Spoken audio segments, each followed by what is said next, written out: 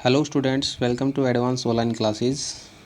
तो प्यारे विद्यार्थियों, जैसा कि फ़र्स्ट पार्ट में आपको मैंने लेसन की रीडिंग करवाई थी और फर्स्ट पार्ट में हम पढ़ चुके हैं कि किस प्रकार से फ्रैंको पर्शियन वार के अंदर फ्रांस के ऊपर पर्शिया का पूरा प्रभुत्व था और फ्रांस की जो दो डिस्ट्रिक्ट थी अल्सेस और लॉरेन, वो दोनों के दोनों पर्शिया के हाथ में चली गई थी और पर्शिया ने वहाँ अपने रूल रेगुलेशन स्टार्ट करवाए थे। और उसके कारण क्या हुआ था, वहाँ पे जो फ्रेंच भाषा है उसको बैन कर दिया गया था और वहाँ पे जर्मनी पढ़ाने के आदेश आए हुए थे।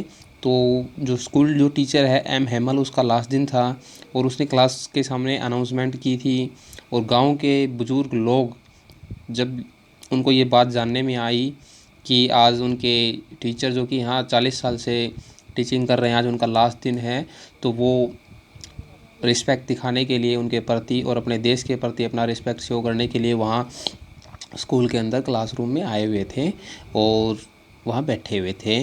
तो अभी तक हमने रीडिंग यहाँ तक की है, तो चलिए फटाफट से स्टार्ट कर लेते हैं सेकंड पार्ट। और सेकंड पार्ट की रीडिंग हम लाइन टू लाइन करेंगे।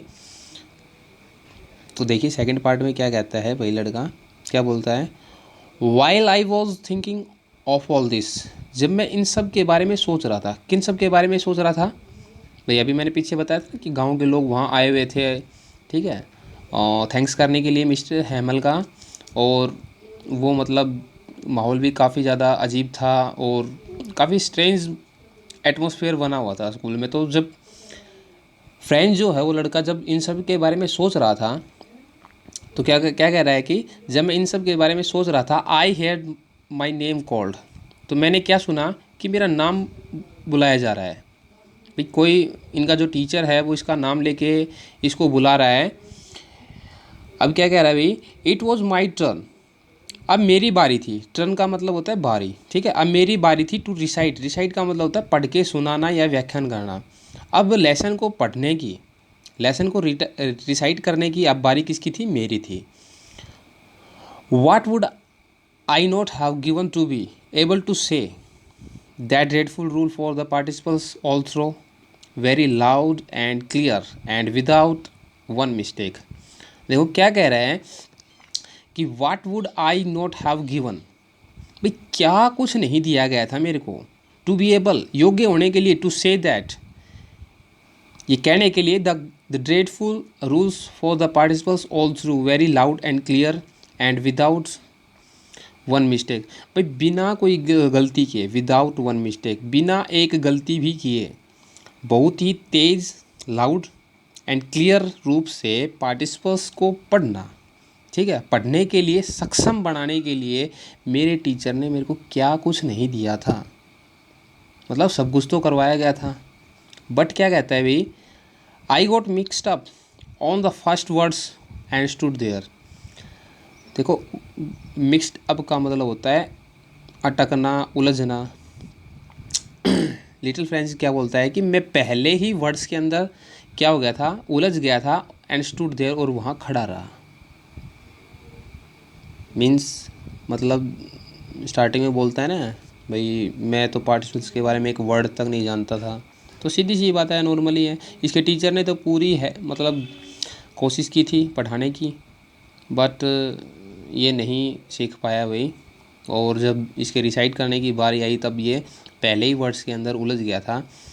Holding up my desk, holding on to my desk, मैं अपने डेस्क को पकड़े हुए खड़ा था, एंड माई हार्ट बीटिंग, और मेरा हार्ट क्या कर रहा था? बीटिंग कर रहा था, मतलब मेरा हार्ट जो है वो तेज़ तेज़ धड़क रहा था।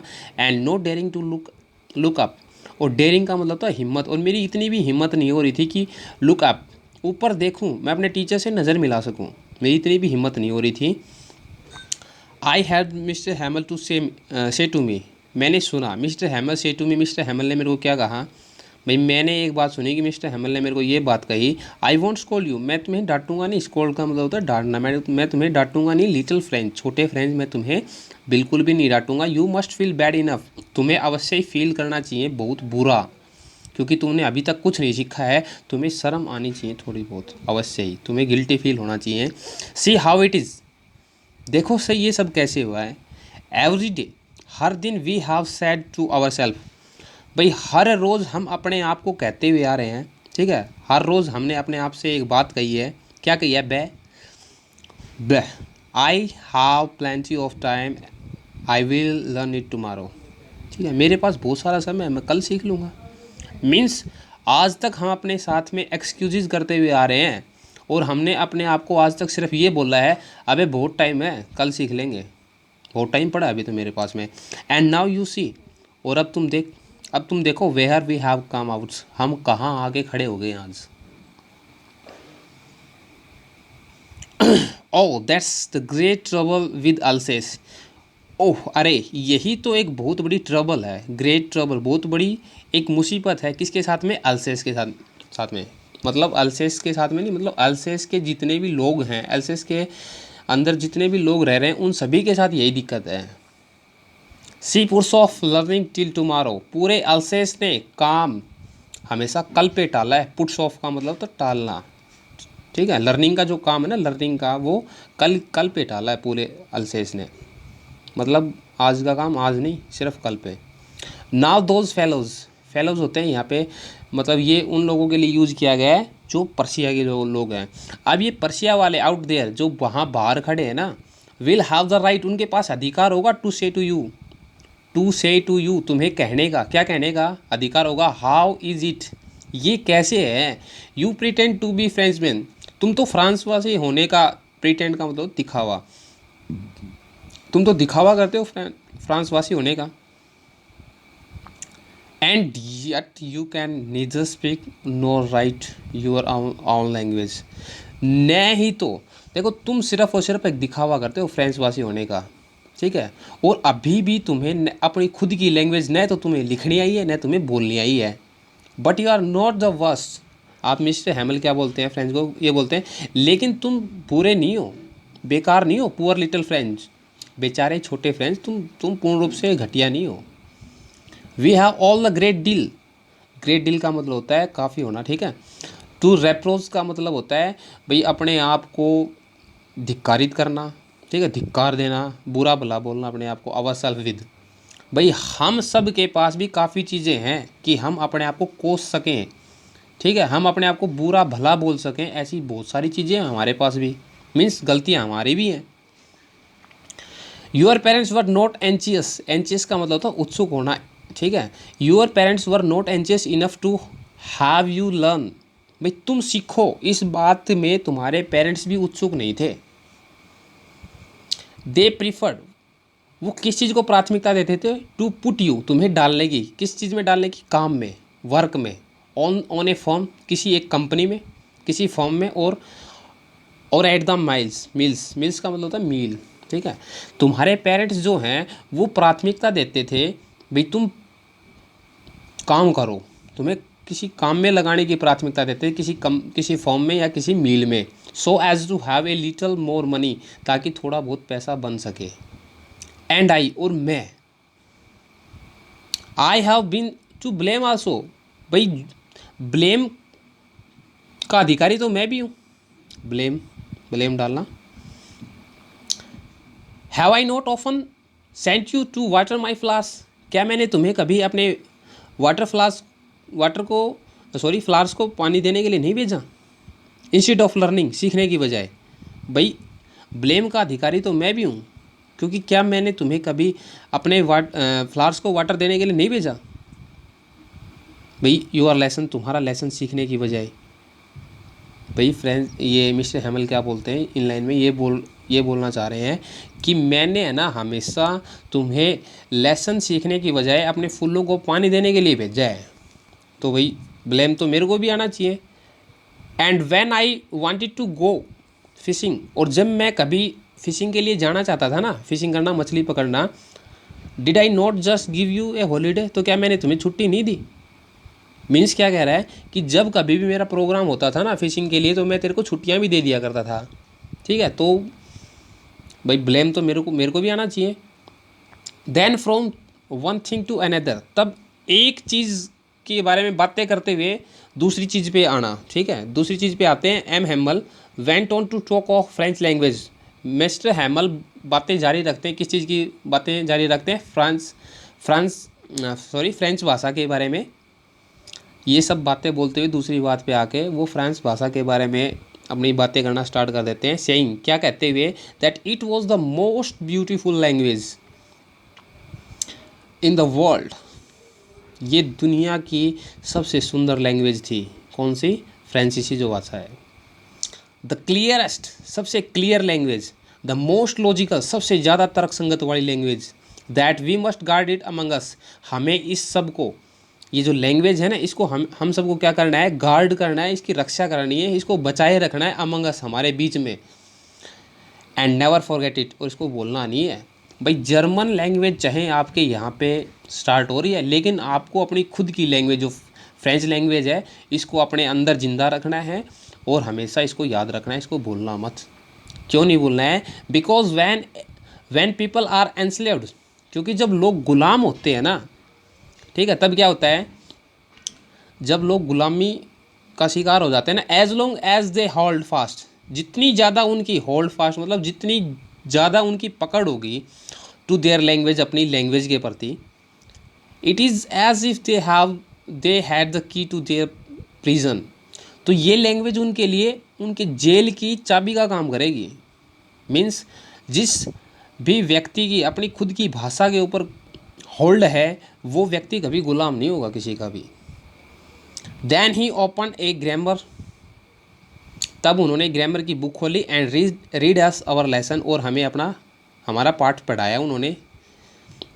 आई वॉज अमेज्ड, अमेज्ड का मतलब हैरान होना, मैं एकदम हैरान था टू सी, ये देख के, how well I understood it, कितना अच्छे से मेरे को ये समझ में आ रहा था ग्रामर का जो लेसन जो उन्होंने पढ़ाया। All he said seem so easy, so easy, जितना भी मिस्टर हैमल ने पढ़ाते टाइम जो कुछ भी बोला था ना, वो मेरे लिए इतना ईजी मेरे को लग रहा था, इतना ईजी प्रतीत हो रहा था। I think too that I had never listen so carefully, मैंने ये सोचा कि आज से पहले मैंने इतना ध्यान से सुना ही नहीं तो मेरे को पहले भी समझ में आ जाता, मेरे को आज ही क्यों समझ में आ रहा है। And that he had never explain any thing so much with so much patience, या फिर ये भी हो सकता है कि आज जितना पेशेंस के साथ में वो एक्सप्लेन कर रहे हैं ना, शायद उन्होंने पहले इतने पेशेंस के साथ, इतने धैर्य के साथ में पहले एक्सप्लेन नहीं किया हो। भैया आज मेरे को जो लेसन जो ये पढ़ा रहे हैं इतना इजी लग रहा है, तो इसके पीछे दो ही रीज़न थे, ठीक है। मैंने ये सोचा, या तो मैंने है ना वो मतलब इतना ज़्यादा पहले ध्यान से नहीं पढ़ा, या फिर आज जितना धैर्य के साथ में वो पढ़ा रहे हैं ना, इतना धैर्य के साथ में उन्होंने कभी एक्सप्लेन नहीं किया हमारे सामने लेसन, जितना धैर्य के साथ में आज वो कर रहे हैं। It seems almost as if the poor man, लगभग ऐसा लग रहा था, सिम्ड मीन्स प्रतीत होना, ऑलमोस्ट लगभग, एज इफ जैसे कि द पुअर मैन बेचारा आदमी, या पुअर का मतलब गरीब नहीं है भाई, बेचारा, wanted to give us all he knew before going away.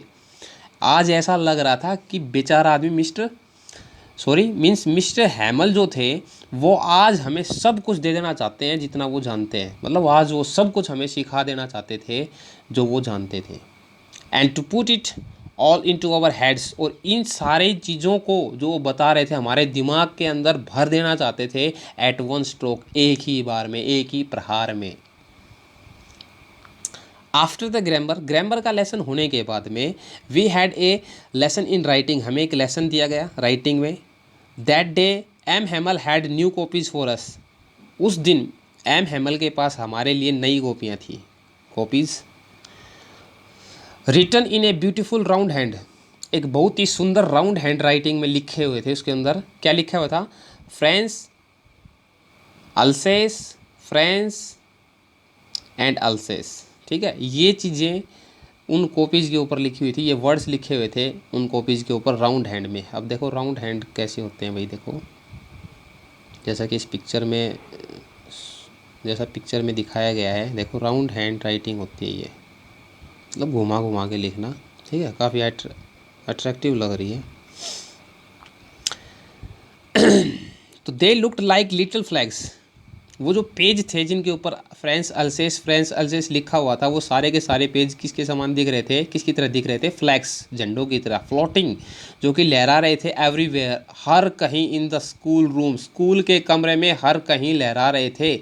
Hang from the road, जो कि रोड से लटक रहे थे वो झंडे। At the top of our desk, हमारे डेस्क के ऊपर का जो ऊपरी हिस्सा है उसके ऊपर रोड से लटके हुए वो झंडे हर तरह लहरा रहे हों, ऐसा लग रहा था उन पेज को देख के, उन कॉपीज को देख के।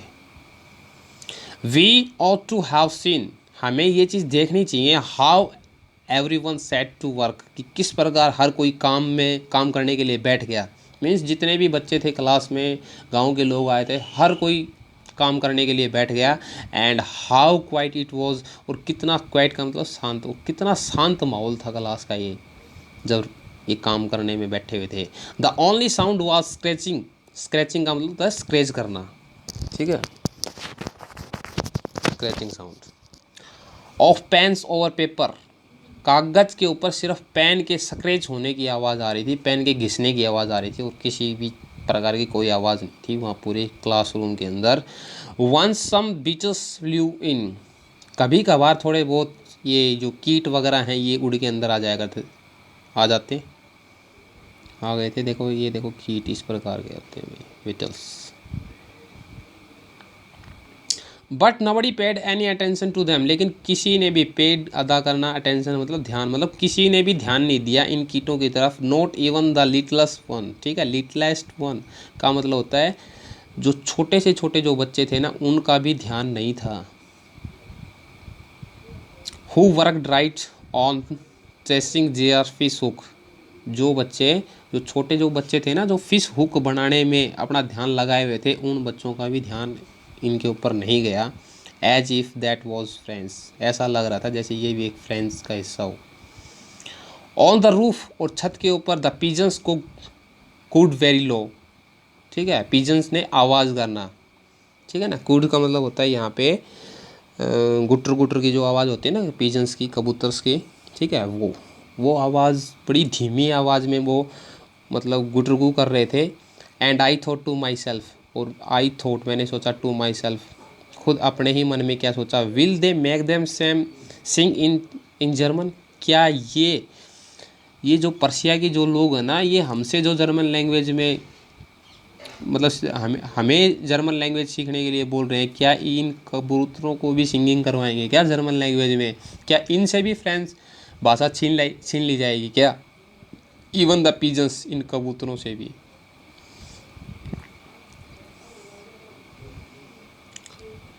देखिए आगे क्या कहता है, पीछे वाली ये जो लाइन है ना, देखो सिंगिंग करने का मतलब, देखो पिजन्स इस बात में क्या कहना चाह रहा है, भाई हमसे तो हमारी लैंग्वेज छीन ली गई, क्या ये कबूतर भी जर्मन लैंग्वेज में बुलवाएंगे क्या इनसे भी, हमें तो जर्मन लैंग्वेज थोप देंगे ये, ठीक है ना।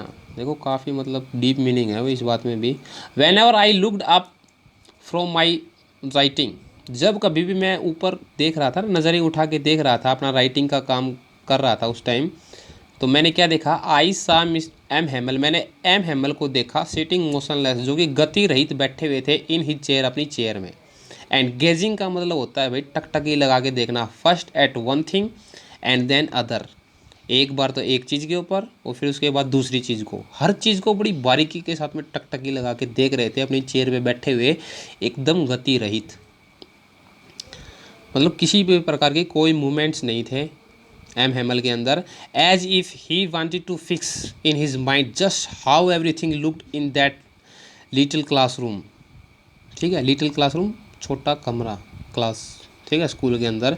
भाई ऐसा लग रहा था जैसे वो वांटेड मीन्स चाहते थे, टू फिक्स, एकदम फिक्स करना चाहते थे, ठीक है ना, जड़ लेना चाहते थे, इन हिज माइंड, अपने दिमाग में, जस्ट हाउ एवरीथिंग लुक्ड, कि किस प्रकार हर चीज़ दिख रही थी उस छोटे से कमरे में, मीन्स उस छोटे से कमरे के अंदर दिखने वाली हर चीज़ को अपने दिमाग के अंदर वो फिट कर लेना चाहते थे, फिक्स कर लेना चाहते थे।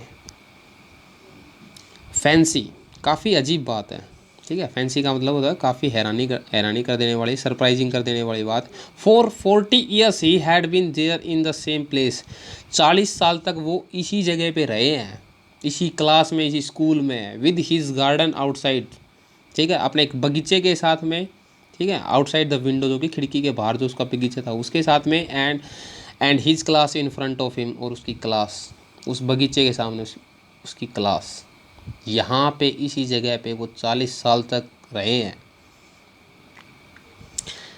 जस्ट लाइक दैट, बिल्कुल इसी तरीके की, ओनली द डेस्क, देखो ये सारी चीज़ें सेम इट इज़ रही हैं।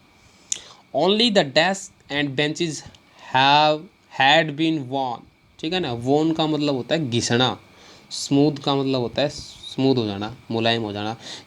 सिर्फ चेंज क्या हुआ है कि केवल जो डेस्क और बेंच थे ना वो बार बार घिसने से स्मूथ हो गए थे, ठीक है। वेलनट ट्रीज का मतलब होता है यहाँ पे अखरोट के पेड़, और जो अखरोट के पेड़ थे ना इन द गार्डन, गार्डन के अंदर वर टॉलर, वो लंबे थे। एंड हॉफिन, और जो हॉफिन की जो बेल थी ना दैट ही हैड प्लांटेड, जो प्लांटेड का मतलब उगाना, जो बेल उन्होंने उगाई थी ना हिंसल खुद, जो बेल एम हेमल ने खुद उगाई थी। ट्वाइंड का मतलब होता है भाई लिपटना। About the window to the roof, वो विंडो से लिपट लिपट के छत तक गई हुई थी। देखो वॉलनट ट्रीज ये होते हैं भाई, अखरोट के जो पेड़ होते हैं ये, ठीक है। और हॉविन की जो बेल वगैरह मैंने अभी आपको बताई है वो इस प्रकार की, देखो छत तक गई हुई है दीवार के साथ में लिपट लिपट के। How it must have broken his heart to leave it all, poor man to hear his sister moving about in the room above. देखो how it must have broken his heart to live it all, इन सारी चीज़ों का, इन सारी चीज़ों को जिनके साथ में उनका 40 साल तक अटैचमेंट है, ये बगीचे, ये पेड़, ये बेल, ये कक्षा के डेस्क, ये हर चीज़, इन सारी चीज़ों को छोड़ना उसके लिए कितना दिल तोड़ देने वाली बात थी, हार्ट ब्रोकन जो थी। पुअर मैन टू हियर, और साथ में क्या चीज़ सुना, टू हियर हिज सिस्टर, अपनी बहन को सुनना, moving about in the room, जो कि रूम में आ जा रही थी, अब वो ऊपर पैकिंग देयर ट्रंक्स, अपने ट्रंक्स को पैक कर रही थी। उस चीज़ को सुनना भी इसके लिए कितनी दिल तोड़ देने वाली बात थी कि उसकी सिस्टर ऊपर अपनी संदूकों में पैकिंग कर रही थी। देखो ट्रंक्स कैसे होते हैं, ये होते हैं भाई छोटे छोटे संदूकें जो होती हैं ना, ये सामान पैक कर रही थी भाई जाने के लिए। क्यों क्यों कर रही थी, फॉर दे, क्योंकि they must leave the country next day, क्योंकि अगले दिन इनको ये देश छोड़ना था। But he had the courage to hear every lesson, लेकिन उसके अंदर इतना कॉरेज था, इतना साहस था, टू हेयर सुनना, एवरी लेसन प्रत्येक lesson, to the very last, बिल्कुल आखिर तक, बिल्कुल आखिर तक हर बच्चे से लेसन सुनने का साहस उसके अंदर आज भी था, अभी भी था। इतना ज़्यादा इमोशनल भी नहीं हुआ था वो। आफ्टर द राइटिंग, राइटिंग का काम करने के बाद, we had a lesson in history, इतिहास में हमें एक पाठ दिया गया। एंड देन द बेबीज, और जो बच्चे थे, चांटेड, उन्होंने उच्चारण किया, ठीक है, देयर, बा बी बो बू, ये कुछ वर्ड्स हैं, इनका उच्चारण किया। Down there at the back of the room, ठीक है, वहाँ पीछे अब क्या था भाई, क्लासरूम के पीछे क्या था, जो ओल्ड होजे जो थे ना उन्होंने क्या कर रखा था, had put on his spectacles, उन्होंने अपनी चश्मा पहन पहन ली थी। And holding the primer, primer का भी मैंने आपको बताया था भाई, कोई भी ऐसी बुक जो कि किसी सब्जेक्ट की बेसिक नॉलेज देती है, मतलब कायदा, उन्होंने अपना कायदा पकड़ रखा था इन बोथ हैंड्स, दोनों हाथों में, ठीक है ना। स्पेल्ड, वो भी स्पेलिंग का उच्चारण कर रहे थे, स्पेल द लेटर्स, ठीक है, लेटर्स का लेटर का उच्चारण कर रहे थे विद दैम, उन बच्चों के साथ में। जो ओल्ड होजर थे वो अपना प्राइमर खोले बैठे थे, चश्मा उन्होंने लगा रखी थी, वो भी उनके साथ में बोल रहे थे, ठीक है, लेटर्स को बोल रहे थे। You could see that he too was crying, आप देख सकते थे कि वो खुद भी रो रहे थे। जो ओल्ड होजर थे ना, जो साथ में जो मतलब प्राइमर खोले बैठे थे, वो रो रहे थे। हिज वॉइस ट्रेम्बल्ड, ट्रेम्बल्ड का मतलब लड़खड़ाना, उसकी आवाज़ लड़खड़ा रही थी विद इमोशंस, इमोशंस के साथ में, वो इतने भावुक हो रहे थे कि उनकी आवाज़ लड़खड़ा रही थी, और साथ में वो लेटर्स को भी स्पेल्ड कर रहे थे। And it was so funny, और ये इतना ज़्यादा मजाकपूर्ण लग रहा था, टू हियर हिम, उसको सुनना, that we all wanted to laugh and cry, कि हम सब हंसना भी चाहते थे और रोना भी चाहते थे उस ओल्ड हाउजर को देख के, ठीक है, जो कि रो भी रहा था, स्पेलिंग भी कर रहा था, आवाज़ उसकी लड़खड़ा रही थी, उसको देख के इतना ज़्यादा एक मजाक वाला माहौल लग रहा था कि हम सब उसको देख के हंसना भी चाहते थे, और एक दुख वाला पल था इसलिए हम रोना भी चाहते थे। Oh how well I remember it the last, that last lesson, अरे कितना अच्छे से मेरे को याद है, हाउ वेल कितने अच्छे से मेरे को आज भी याद है, दैट लास्ट लेसन, वो आखिरी पार्ट जो एम हेमल ने हमें दिया था, ये बात फ्रेंच बोलता है कि वो एम हैमल ने जो लास्ट लेसन हमें दिया था वो आज भी मेरे को कितने अच्छे से याद है। ऑल एट वंस, तुरंत, ठीक है, ठीक उसी पल, ऑल एट वंस, ठीक उसी पल, the church clock struck 12, church की जो घड़ी थी उसने 12 बजाए। देखो चर्च के ऊपर एक बेल लगती है भाई, एक सॉरी क्लॉक लगती है, ठीक है, चर्च क्लॉक ने 12 बजाए। देखो लगभग पूरा मतलब आसपास का एरिया टाइम देखता है इसमें। देखो चर्च होता है, चर्च के ऊपर ऐसे एक क्लॉक लगी रहती है, इसमें भी 12 बजे हुए हैं। तो इस प्रकार से 12 बजे आवाज़ हुई। देन, ठीक है, एंजलस, एंजलस का मतलब होता है प्रेइंग करना, चर्च के अंदर बैठ के जो प्रेयर वगैरह करते हैं ना उसको बोलते हैं एंजलस, ठीक है, इस प्रकार से की जाती है भाई। देखो इस पिक्चर में जैसा दिखाया गया है, जब चर्च की घड़ी ने मतलब ठीक उसी पल चर्च की घड़ी ने 12 बजाए और उसी के साथ में वहाँ एक प्रेयर स्टार्ट हो गई। एट द सेम मोमेंट, ठीक इसी पल, मोमेंट, ट्रम्पेट्स, ट्रम्पेट्स क्या क्या चीज़ होती है? ट्रम्पेट्स होती है मतलब ये अपने बोलते हैं ना इसको, ये जो बैंड वाले रखते हैं, भोपू, ठीक है, भोपू ही बोलते होंगे भाई, ठीक है, अपनी लैंग्वेज में तो भोपू ही बोलते हैं। ऑफ द पर्शियंस, पर्शियन सेना के जो भोपू बजाने की जो आवाज़ थी वो भी हो रही थी। कहाँ हो रही थी?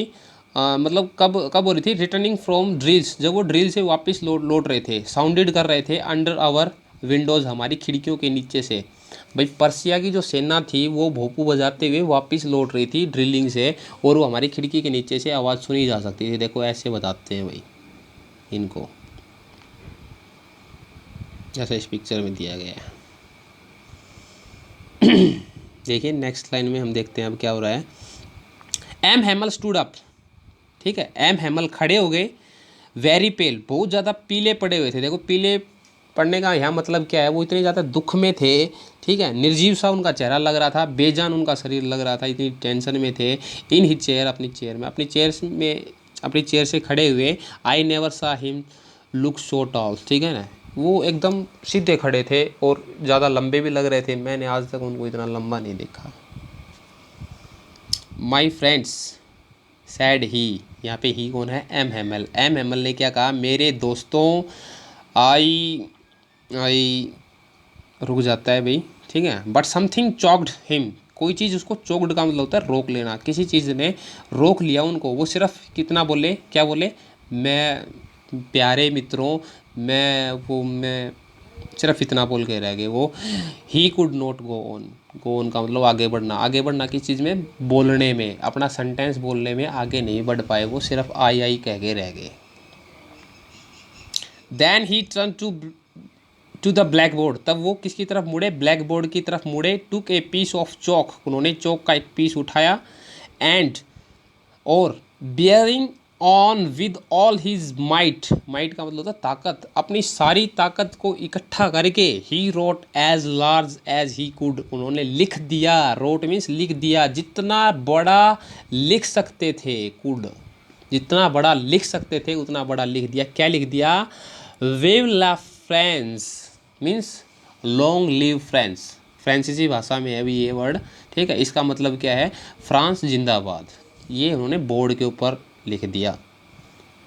देन ही स्टॉप्ड, तब वो रुके। And lean his head against the wall, और उन्होंने दीवार से अपना सर टिकाया।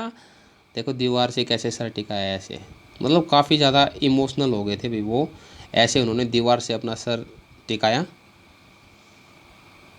एंड विदाउट ए वर्ड, और बिना कोई वर्ड बोले, ही मेड ए, ठीक है ना, जेस्चर का मतलब होता है यहाँ पे इशारा करना, इशारा कर दिया। टू अस, हमें, विद हिज हैंड, अपने हाथ से, हमें हाथ से इशारा करके क्या बोले? School is dismissed, school dismiss हो गया है, पूरा हो गया है। यू मे गो, आप जा सकते हैं। तो प्यारे बच्चों, काफ़ी ज़्यादा इमोशनल है ये लेसन लास्ट में आके, और काफ़ी अच्छी स्टोरी है, काफ़ी अच्छी थीम दे रखी है इसकी। तो सेकंड पार्ट हमने कंप्लीट कर लिया है। उम्मीद करूँगा कि आपको अच्छे से समझ में आया होगा, और इसके वर्ड मीनिंग्स आप अपनी बुक में ही पेंसिल से लिख लीजिएगा, ठीक है। एक बार इसको आप रिवाइज़ कर लो, और अगर कोई दिक्कत आ रही है तो आप मेरे को पर्सनली कांटेक्ट कर सकते हैं, ठीक है। Thank you, have a great day. Stay home, stay fit.